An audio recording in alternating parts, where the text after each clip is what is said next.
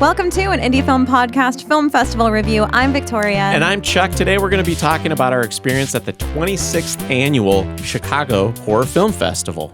The Chicago Horror Film Festival is an IMDb-certified festival that played 250 films across 3 days at the Logan Theater in Chicago, Illinois, September 26th through the 28th. 2025. Do you want to go over the review metrics, Victoria? Absolutely. As the person submitting the film, I handled communications from the festival, which I would rate a 9 out of 10. The films themselves, I'm going to rate 9 out of 10 because I thought they were exceptional. The films themselves, I agree, were exceptional, and I rated it a 10 out of 10. The attendance and audience, I also rated at a 10 out of 10. I'm going to put that at a 9. Networking and events, I rated that a 9 out of 10.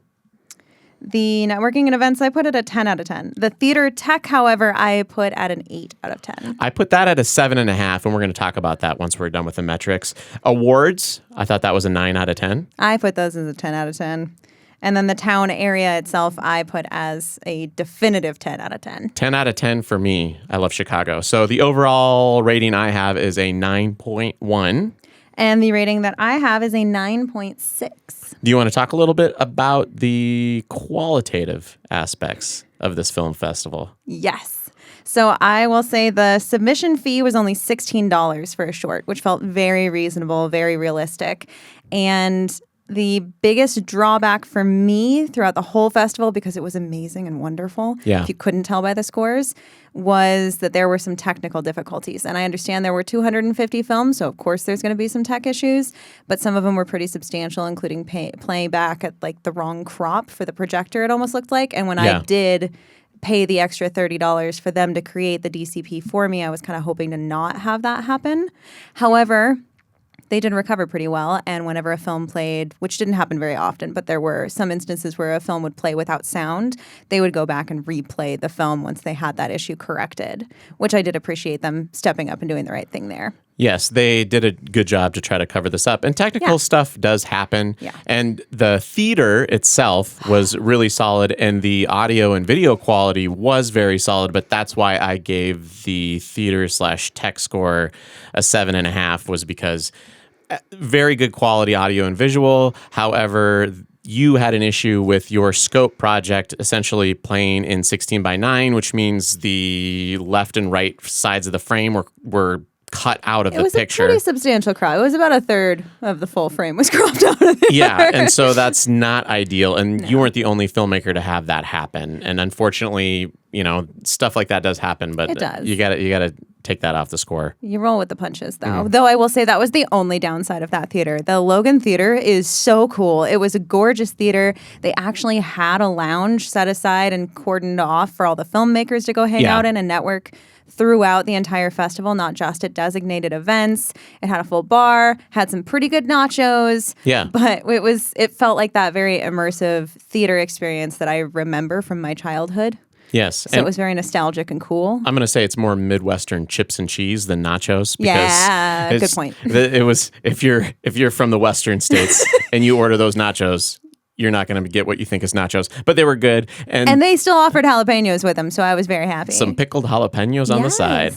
The Logan Theater is also a block away from one of the metro stops. Yes. So it was really easy to access if you are looking at attending, which I would highly recommend. If you get into this film festival you attend, there are areas along the metro stop that you can get fairly inexpensively in Chicago, so it wouldn't break the bank as long as you can fly in or drive into Chicago easily. Yeah. Then you would, it's what, a $5 per day metro ride around? Yeah. And once you get to the theater, you're going to want to stay because these films are incredible. And the variety of films. Yes, it is a horror genre festival. So let's just lay that clear. They're all horrors They're all or horror thrillers. Thriller. But, we had micro shorts from 2 minutes all the way up to multiple features, just astounding quality on all of these films. A lot of really niche, out there, wild stories and takes, and some of them just drew you in so incredibly.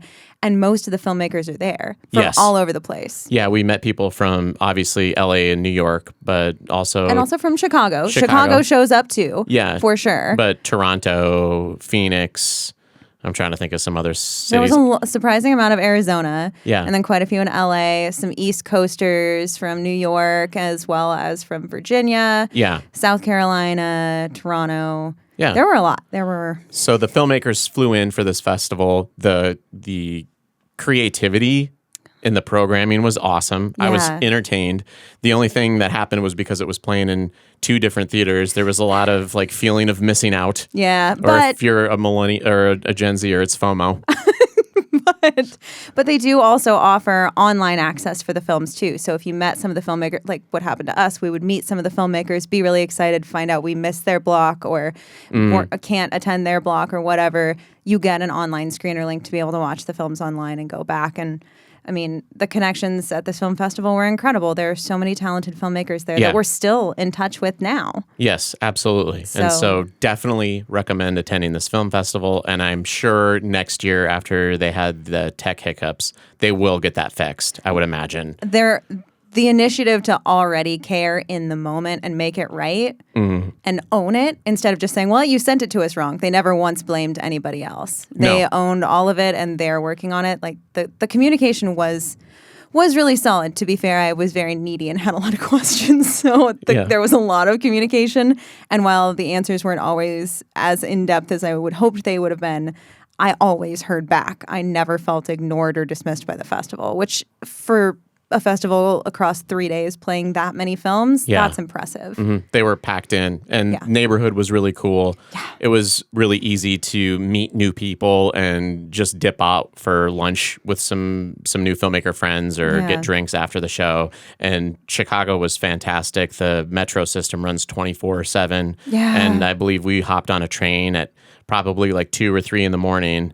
Yeah. One of the mornings after we were watching films until it must have been close to midnight, and then going out to get drinks with filmmakers did not feel unsafe. For a moment in the Chicago metro, which was great. It just makes me wish Idaho had a metro. Yeah, but that's not what this review is about. No.